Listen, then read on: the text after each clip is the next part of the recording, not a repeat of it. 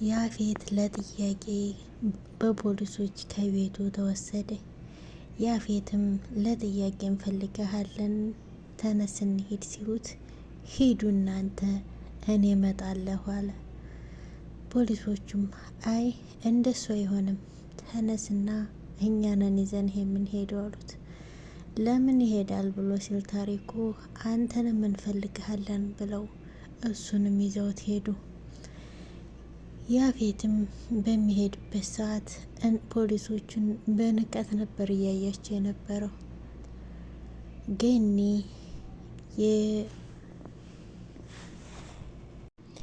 ገኒ ቢኒያም አደጋ እንደደረሰበት በስልክ ስትሰማ ራሷን ስተወደቀች። ያፌት እንግዲህ ከፖሊሶቹ ለጥያቄ ከወሰዱት በኋላ ተመልሶ ወደ ቤቱ መጣ። ናታንና ኤፍራታ ገኒን ሊጠይቁ በሄዱበት ተገናኙ። ኤፍራታ ተነስታ ስትወጣ እኔ ስመጣ ነው የምትወጪው አለ ናታን።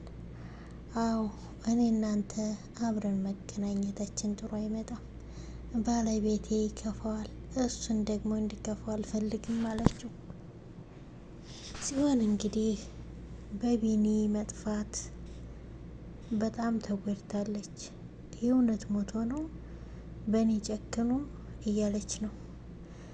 ቤዛም አብሽሬ አይሞትም እናገኘዋለን፣ ምናልባት ለዳጊም የተሳሳተ መልእክት ይሆናል የነገሩት ስትላት፣ ናታንም ቀበል ብሎ አዎ እኔ ከየትም ብዬ ቢኒን ፈልጌ አመጣልሻለሁ አላት።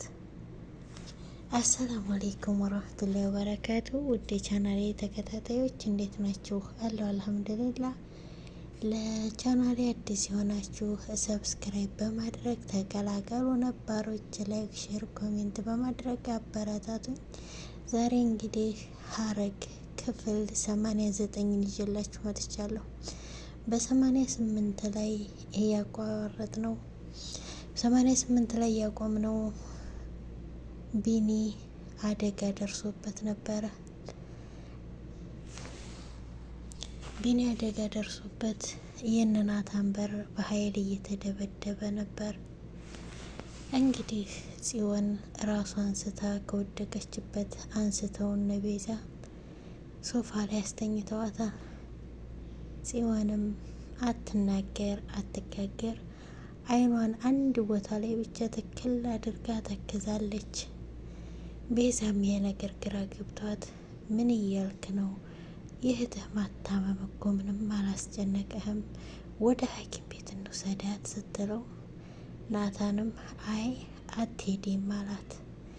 ቤዛም ተወው እኔ ወስዳታለሁ ስትል እንደዚህ አይሆንም፣ ከሆነም ደግሞ ቤት መጥቶ ነው ዶክተር የሚያያት አላት። ግን እንግዲህ የቢኒያምን መጥፋት አላወቀችም። ዳጊ ከመኝታዋ ስትነሳ ዳጊ ሶፋ ላይ ቁጭ ብሎ ጨንቆታል። ምን ሆነሃል አለችው። ምንም አልሆንኩ። ቢኒያምስ ሌሊት ስነሳ ነው አለመምጣቱን ያወቅኩት ስትለው አይ ደህና ነው ደውሎልኝ ነበር አላት ዳጊ። እሱ ግን በጭንቀት እያላበው ነው። በዚህ በጠዋትና በቅዝቃዜ ምንድን ነው ያላበህ? የምን ላብ ብሎ ዳጊም ስሜቱን ለመደበቅ ቢሞክርም ገኒ ግን ሁሉም ነገር ገባት፣ ጨነቃት። ስልኩን ደጋግማ ደወለች፣ ግን አይመልስም። የምታደርገው ነገር ጠፋት። ታሪኩም ወደ ያፌት ቤት መጥቶ አለቃ ቢኒያምን ልናገኘው አልቻልንም አለው።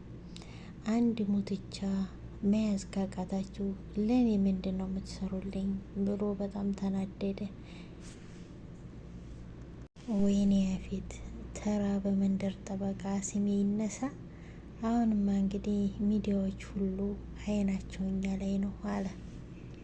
እንግዲህ ያፌት የስራ ተቀናቃኞቹ እነማን እንደሆኑ ታሪኩን ስራ አጣርቶ እንዲያመጣለት አዞት ነበር። ታሪኩም ይሄ ነገር ሴት ይሁን ወንድ ልናውቅ አልቻልንም፣ አድራሻውንም እዚህ ነው ሲሉን እንሄዳለን፣ እዛም አናገኘውም፣ ግን በቅርቡ እናገኘዋለን አለው። ይህን እያሉ ባሉበት ኤፍራታ ከፎቅ እየሮጠች ወረደች። እናንተ እዚህ ሆናችሁ ነው በር ሲቆረቆር የማትሰሙት አለቻቸው። ተቆረቆረ እንዴ ሲሏት ልትከፍት ወጣች። ወይዘሮ ትዝታ እንግዲህ ወንድ ልጃቸው ክላሱን ቆልፎ ሲወጣ እና ተቀመጥ የምናወራው ነገር አለ አሉት። እኔ ምንም የማወራው ነገር የለኝም አስቸኳይ ስራ አለብኝ አላት። እና ተቀመጥ ለምን ታበሳጨኛለህ አለችው። ካበሳጨሁሽ ምን ልታደርጊ ነው ልገምት ሲላት አፍህን ዝጋ እናትህ መሆኔን ረሳኸው እንዴ አለችው። ቆይ ለምንድን ነው አሁን አብረሽ እንዲቀመጥ የፈለግሽው አለ። ዲያራም ቆይ ወንድሜ ከመቼ ጀምሮ ነው ለማም እንዲህ አይነት መልስ መስጠት የጀመርከው አለችው። እሱም እህቴ አንቺ ንጹሕ ስለሆንሽ ሁለታችን መሀል አትግቢ እንዳትመረዥብኝ አላት። ወይዘሮ ትዝታ ልጅቷ ማናት አለችው። ጣልቃ እንዳትገቢ ልጅቷን ለማግኘት እንኳ ብትሞክሪ ለአንቺም ለቤተሰባችንም ጥሩ አይመጣም ብሎ ማስጠንቀቂያ ሰጠ ለእናቱ። ምን ላደርግ እንደምችል አትገምችም አለ። ወይዘሮ ትዝታም ቆይ እኔ አሁን ምን አልኩኝ አለች። ልጄን ከተዘጋ ቤት ውስጥ ያወጣችው ያን የራቀውን ፈገግታ የመለሰችኝ ጀግና ሴት ማወቅ እፈልጋለሁ አለች።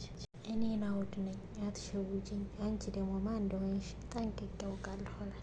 በር ዘግቼ ብቀመጥ በአንቺ ምክንያት ነው፣ ፈገግታዬ ቢርቅ በአንቺ ምክንያት ነው። ዲያራም ቀበል ብላ ለምንድን ነው ማምን የምትወቅሳት? አንተ ማምን እንደምትወቅሳት እኔ አንተን መውቀስ የማልችል ነው የሚመስልህ? አባቴ በአንተ ሰበብ እንዳጣሁት የማላውቅ ነው የሚመስልህ አለችው። ለምንድን ነው በአባቴ ሞት አንተ ብቻ እንደተጎዳህ የምታስመስለው አለችው። ናኦድም እናቱን በጣም ታሳፍሪያለሽ አላት፣ ልጅቱን ስለመረዘቻት። ዲያራም ወንድሜ በመሆንህ በጣም ነው ማፍረው አለች። ሉሊት እንግዲህ ለወሬ ሯጭ ናት። ስልክ ደውላ ለገኒ አልሰማሽም እንደ ባህላችንም እንደ ድራችንም እያለች ቀበጣጠረች። ምንድን ነው የምታወሪው ስትላት አልሰማሁም እያልሽ ነው መገን የባዳ ነገር ብላ ሁሉንም ነገር ስለ ቢኒ ነገረቻት። ገኒም ስልኳ ጆሮዋ ላይ ባለበት መሬት ላይ ወደቀ። እሷም መሬት ላይ ወደቀች። ዳጊ ቁርስ ሰርቶ ይዞላት ሲመጣ ገኒ መሬት ላይ ወድቃለች። ዳጊም የሚያደርገው ጠፋው፣ ጮኸ። አንስቶ ወደ ሐኪም ቤት ከወሰዳት በኋላ አመጣት ወደ ቤት። ቤት መታ አትናገር አትጋገር ሆናለች። ናታንም እንግዲህ ጽዮንን ለማዝናናት ሞተ የተባለው ውሸት ነው የሚሆነው፣ ጠላቶቻችን ብዙ ናቸው፣ እኛን ለመረበሽ ይሆናል ብሎ ሲላት ትንሽ ፈገግ አለች። ናታንም እንግዲህ ፈልግ ያመጣልሻለሁ ብሎ ከቤት ወጣ። ጽዮንም መፈለግ አለብኝ ብላ ተነሳች። በዚህ መሀል ግን ሉሊትን አንቺ ነሽ አይደል እንዲህ ያደረግሽው? አንቺ ነሽ ለገኒ የተናገርሽው ብላ ፈጠጠችባት። ምፈረሽ ነው እንደሚመስልሽ ያለችው ወይዘሮ ሉሊት። ናታንም ከቤት ወጣ። ጽዮንና ቤዛም ፍለጋ ወጡ። ፈለጉ ግን ሊያገኙ አልቻሉ። ኤፍራታ ሁሉም ሰው ስልክ ላይ ስትደውል የሚያነሳላት ግን አላገኘችም። ወደ ዳጊ ደወለች። ዳጊም አነሳላት። የተፈጠረውን ነገር ሁሉ ነገራት። ያፌትም ፖሊስ ጣቢያ ሲጠየቅ ምንም የማውቀው ነገር የለም፣ እንደውም ከፈለጋችሁ እኔ ያግዛችኋለሁ፣ ካለበት ፈልጌ ያመጣላችኋለሁ አለ። ለዛሬ ሂድ ግን ድጋሜ ከገባህ አትወጣም ብለው ፖሊሶቹን ማሰናበቱት። ኤፍራታም ዳጊ ጋር ሄዳ ገኒን እያናገረች ባለችበት ያፌት መጣ። ናታን መጣ። ናታን ሲያያት ፈገግ አለ፣ እሷም ፈገግ አለች።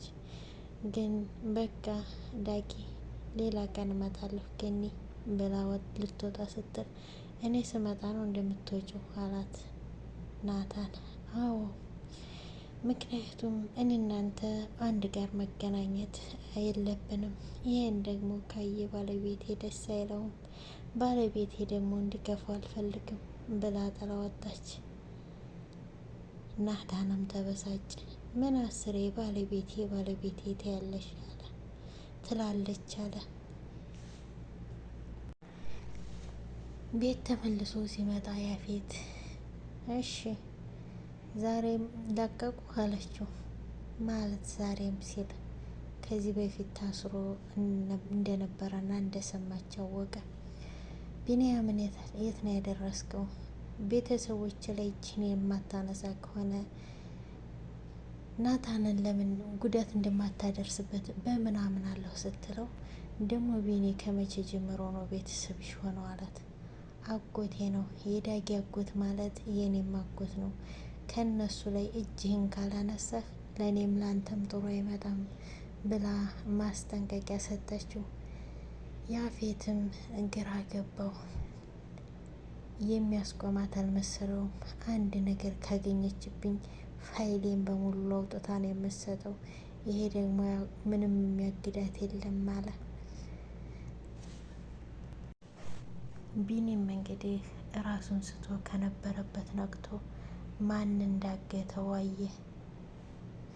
ውድ የቻናሌ ተከታታዮች ለዛሬ የነበረን ይህን ይመስላል። ቪዲዮውን እስከ መጨረሻው ድረስ ተከታተሉ። ቤተሰብ ያልሆናችሁ ሰብስክራይብ በማድረግ ተቀላቀሉ። ነባሮች ላይክ፣ ሼር፣ ኮሜንት በማድረግ አበረታቱን። በቀጣይ ቪዲዮ እስከምንገናኝ ሰላም ሁኑልኝ።